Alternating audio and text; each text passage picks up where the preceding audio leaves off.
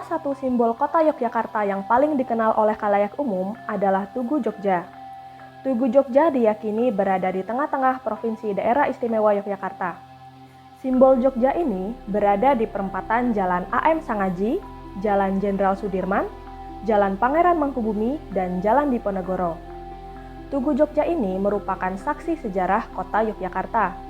Kehadiran Tugu menjadi salah satu ikon utama bagi kota Yogyakarta. Tugu Pal Putih yang terletak di tengah-tengah kota Yogyakarta memiliki nilai filosofis sebagai salah satu bagian dari sumbu filosofi dari kota Yogyakarta yang membentang dari Panggung Krapyak menuju Keraton, kemudian dilanjutkan dari Keraton menuju Tugu Pal Putih.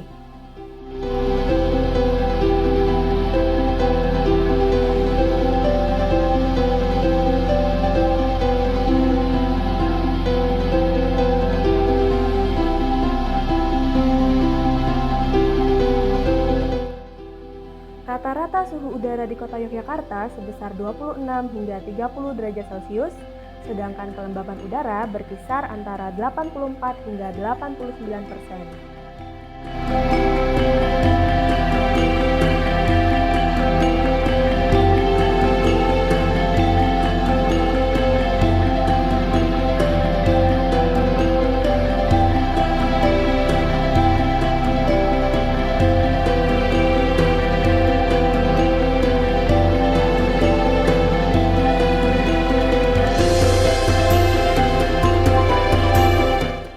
Sejarah berdirinya Keraton Yogyakarta menghadirkan beberapa budaya yang berwujud artefak. Perwujudan artefak ini yaitu Tugu Pal Putih, Panggung Krapyak, Lengkung Gading, Benteng, dan Keraton. Artefak-artefak ini merupakan tanda adanya keberadaan Yogyakarta.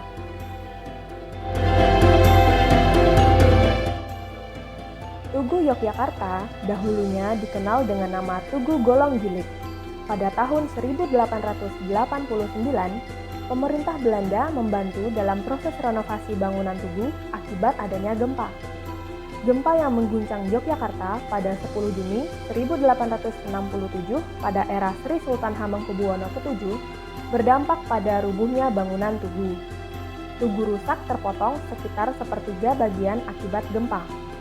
Tugu pada awalnya dibangun sebagai bentuk gambaran semangat persatuan rakyat dan penguasa dalam melawan penjajahan, atau dalam bahasa Jawa lebih sering disebut Manunggaling Kawula Gusti.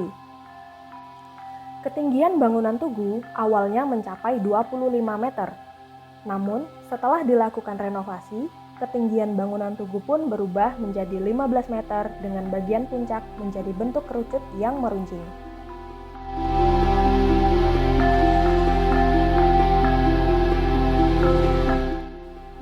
Bentuk awal Tugu berupa Tugu Golong Gilik. Tiangnya berbentuk gilik atau silinder dan puncaknya berupa golong atau bulat.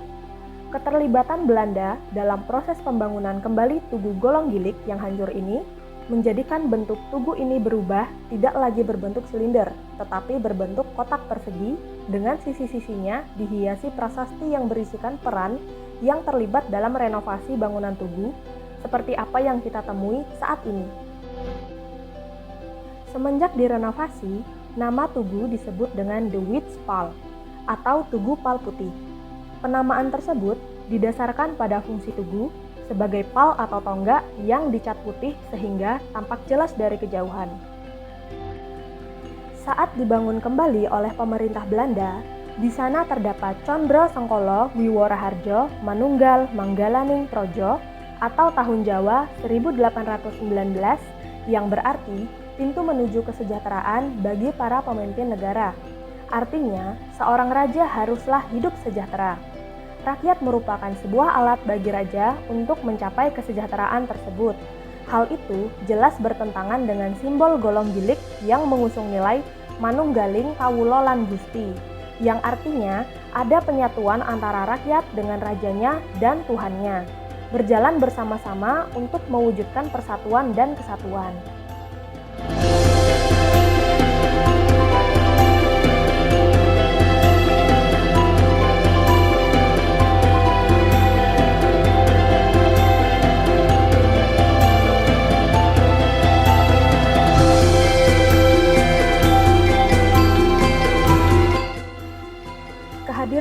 Palputih setelah diajukan menjadi kandidat UNESCO, yaitu sebagai salah satu warisan budaya dari sumbu filosofis kota Yogyakarta, memberi dampak positif bagi aspek ekonomi di wilayah sekitarnya.